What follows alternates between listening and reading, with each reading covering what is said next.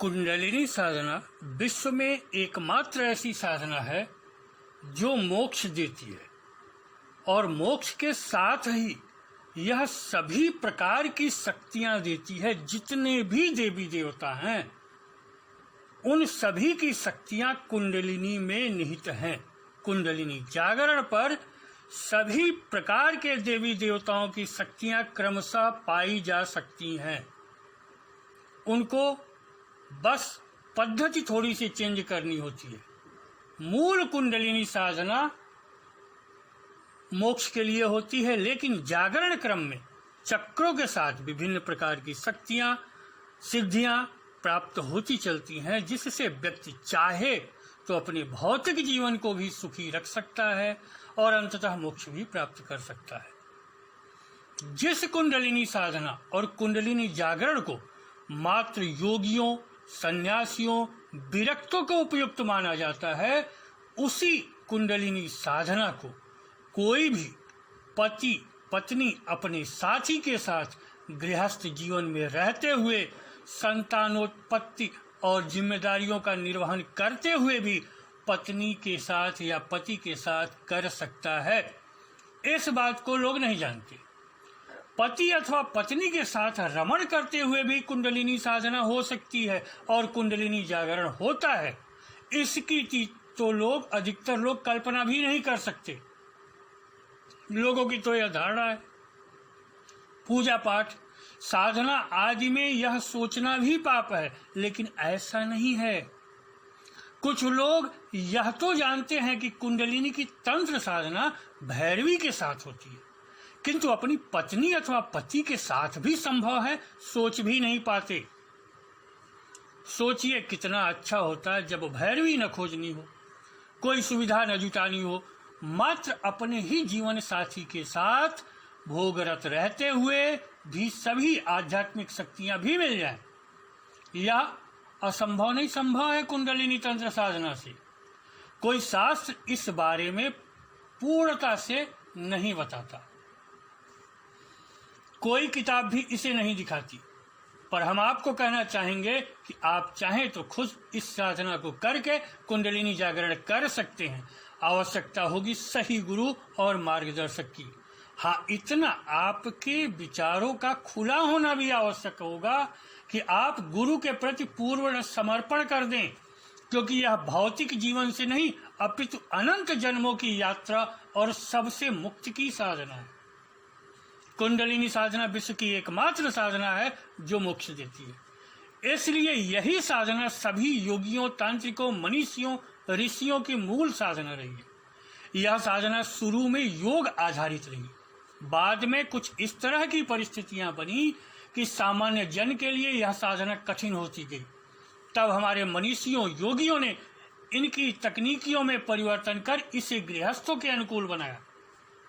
तात्कालिक परिस्थिति के आधार पर कुंडलिनी साधना तब दो प्रकार की बन गई। एक प्राणायाम और योग मुद्राओं वाली, जिसमें शक्तिशालिनी मुद्रा, उद्यान बंद तथा कुंभक प्राणायाम का वीर्य के ओज परिवर्तन में विशेष महत्व प्रतिपादित किया गया। ऐसी साधना प्रक्रिया अविवाहित, विधुर अथवा सन्यासियों के लिए विशेष महत्वपूर्ण रही। यह निवृत्त मार्गी साधना उनके लिए उपयुक्त नहीं रही जो गृहस्थाश्रम में रहकर परिवारी जनों के कर्तव्य कर्म पूर्ण करते हुए साधना रत रहना चाहते थे।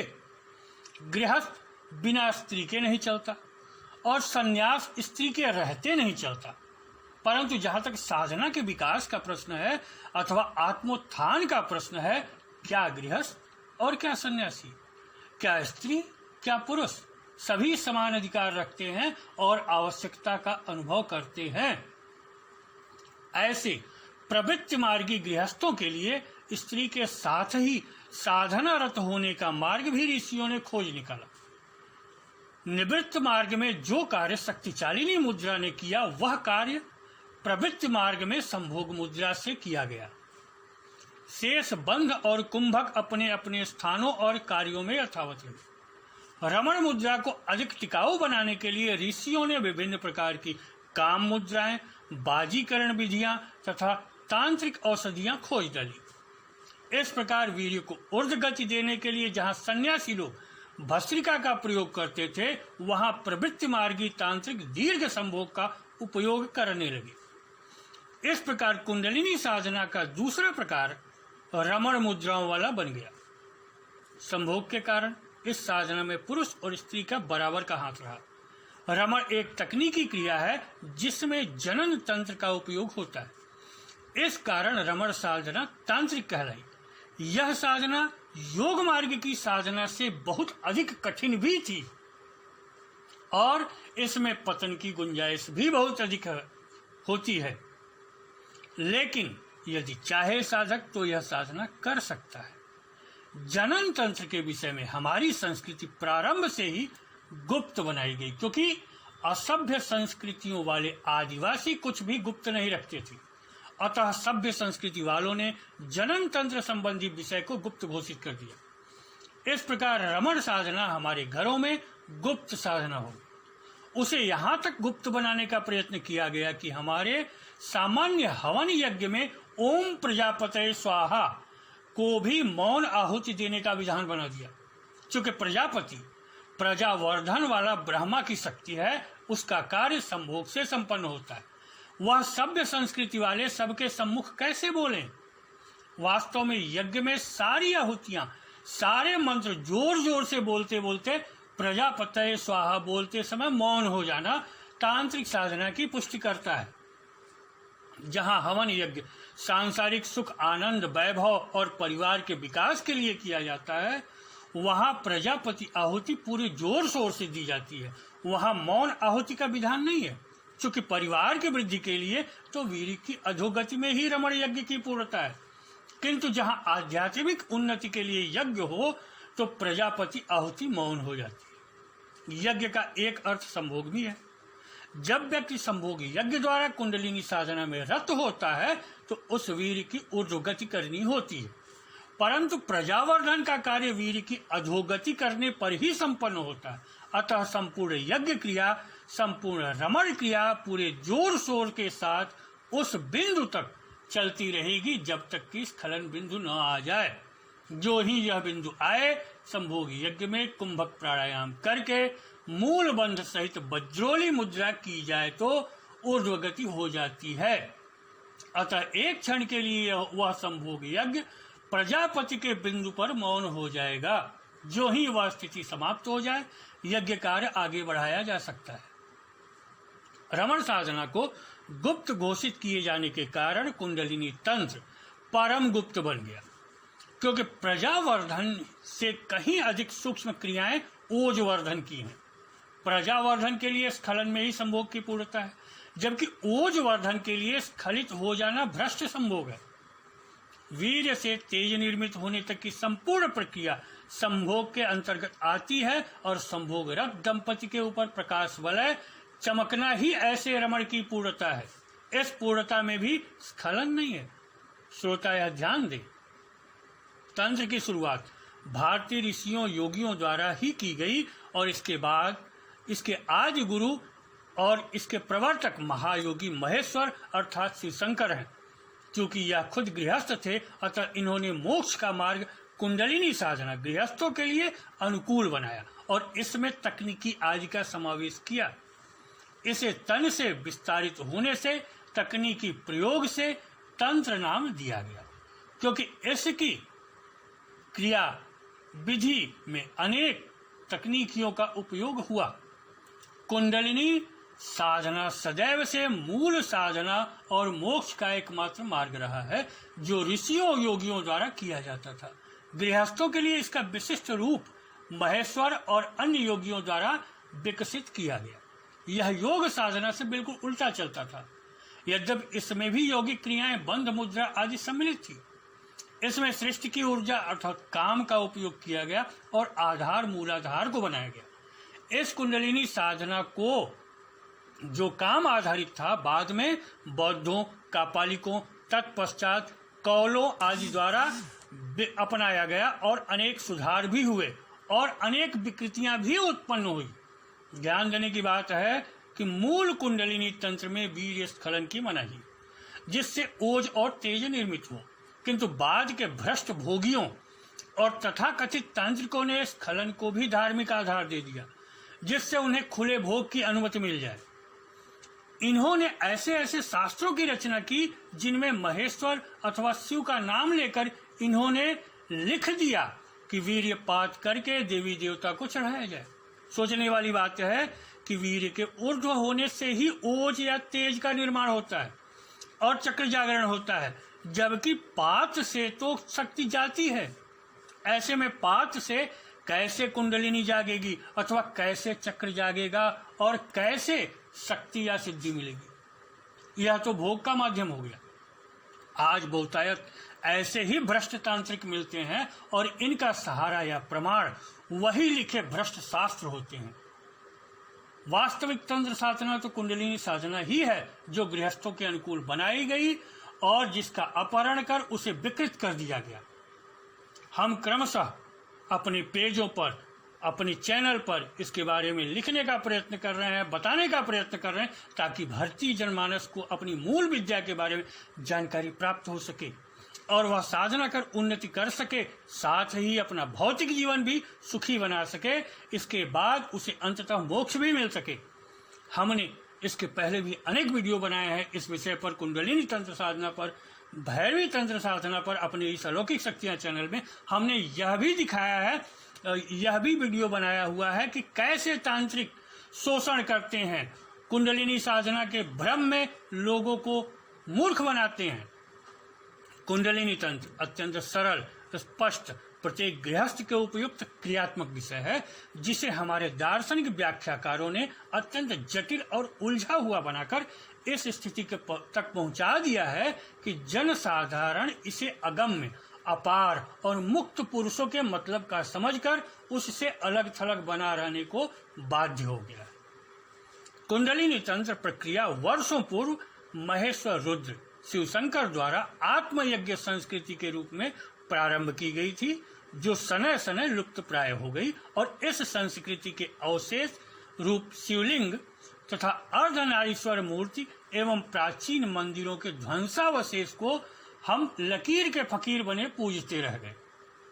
उसी प्राचीन आत्मयज्ञ संस्कृति को पुनः जनमानस के सामने लाने का प्रयत्न मैंने किया है। हमने आपको अपने चैनल पर बताया है कि शिवलिंग ऊर्ध्वमुखी क्यों होता है, ऊपर क्यों निकला होता है, उस अंदर क्यों नहीं होता है। इसका भी संबंध कुंडलिनी से ही है।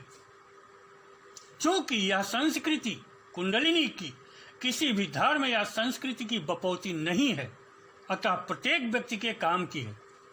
इस साधना में व्यक्ति अपनी पत्नी को संतुष्ट रखने की ऐसी कला सीख जाता है कि वह जंगल में रहने वाली अवधूत पति के साथ भी पार्वती के समान पूर्ण प्रसन्न रहते हुए गृहस्थी के सुख को इतना बढ़ाती है कि सारे अभाव उसी में समाहित हो जाते हैं।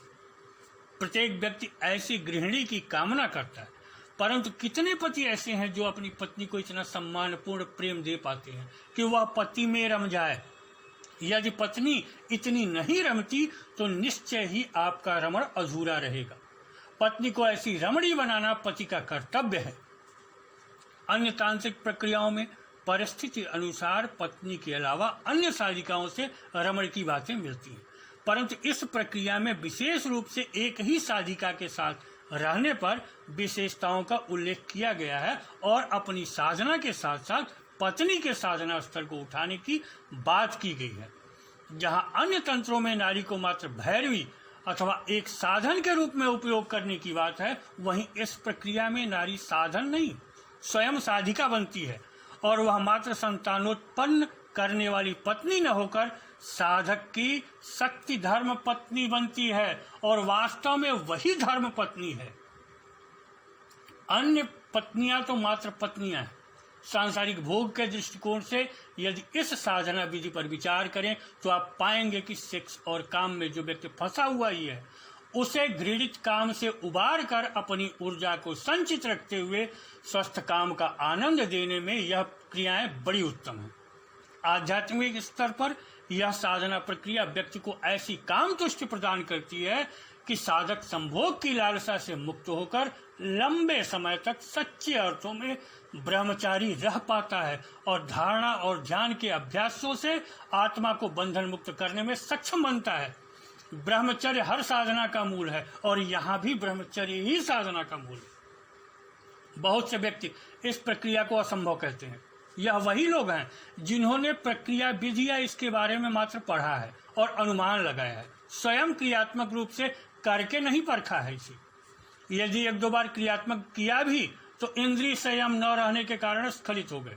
ऐसे कच्चे मन के व्यक्ति जो स्वयं इंद्रिय के दासत्व से मुक्त न हो सके, इस प्रक्रिया को कैसे सभी व्यक्तियों के लिए असंभव कह सकते हैं। क्षमता रहित व्यक्तियों के लिए तंत्र बहुत सी प्राकृतिक चिकित्साओं, यौगिक अभ्यासों और औषधियों आदि की व्यवस्था करता है। काम कला विलास ही व्यक्ति को पूर्ण पुरुष बनाता है। ऐसा व्यक्ति ही कुंडलिनी के खट चक्र भेदन में निपुण हो सकता है। कुछ लोगों की धारणा है कि योगी और पूर्ण काम व्यक्ति को सांसारिक कार्यकलापों में रमने की आवश्यकता नहीं। यह लोग योगेश्वर कृष्ण की बातें याद करें, राजा जनक की बातें याद करें, राजा भर्तृहरि को याद करें, महेश्वर शिव शंकर को याद करें और उनकी कार्य प्रणाली को समझें। यह सभी महान योगी और कुंडलिनी साधक थे, किंतु सभी गृहस्थ थे। अधूरी और भ्रामक धारणा पाले व्यक्तियों से मेरी प्रार्थना है कि वे अपने अतीत को समझें, वर्तमान का प्रयोग करें और भविष्य के लिए साधनारत हो। टीका टिप्पणी में समय नष्ट न करें। हमने इस वीडियो में यह कहने का प्रयत्न किया है कि कोई भी दंपति हो, पति पत्नी हो, वह कुंडलिनी की साधना अपने घर में अपने साथी के साथ करके साधना की उच्चतम उस अवस्था को पा सकता है जो बड़े बड़े साधकों के लिए अगम्य है, अलभ्य है। वह कोई भी दंपति पा सकता है और साथ ही शक्ति इतनी पा सकता है कि वह कुछ भी कर सकता है। अनेकानेक सिद्धियां एक ही चक्र पर मिल जाती है। आपको बताना चाहेंगे मात्र मूलाधार के जागरण से काली की सिद्धि हो जाती है और काली से नीचे जितने भी शक्तियां हैं उनको थोड़े से प्रयासों में सिद्ध किया जा सकता है। एक चक्र के जागरण से सोचिए कि सातों चक्र जागेंगे तो क्या होगा। कहा जाता है मूलाधार में काली, स्वाधिष्ठान में दुर्गा। इस तरह से शक्तियां हर चक्र के साथ जुड़ी होती हैं। चक्रों के जागरण के साथ यह भी सिद्ध हो जाती है और मूलाधार से संबंधित ब्रह्मांड की सारी छोटी शक्तियां हैं, योगिनी हो, डाकिनी हो, पैशाचिक शक्तियां हो अथवा कोई भी तामसिक शक्ति हो, मूलाधार जागरण पर थोड़े से प्रयास से सिद्ध हो सकती है। तो कुंडलिनी जागरण पर क्या हो सकता है आप अंदाजा लगा लीजिए। आपका भौतिक जीवन भी सुखमय रहेगा और अंततः मुक्ति और मोक्ष भी प्राप्त हो जाएगा। इस वीडियो में इतना ही। अगले वीडियो में हम कुछ और जानकारियां आपको प्रदान करेंगे। कुंडलिनी साधना के नियम, कुंडलिनी तंत्र साधना के बारे में और जानकारियां, सूत्र, क्रियाएं क्रमशः दे रहे हैं। इनको देखते रहें, लाभ उठाएं और अपने संस्कृति को समझते हुए, जीवन सुखी रखते हुए अंततः अपने लक्ष्य को प्राप्त करें। इसके साथ ही नमस्कार, धन्यवाद।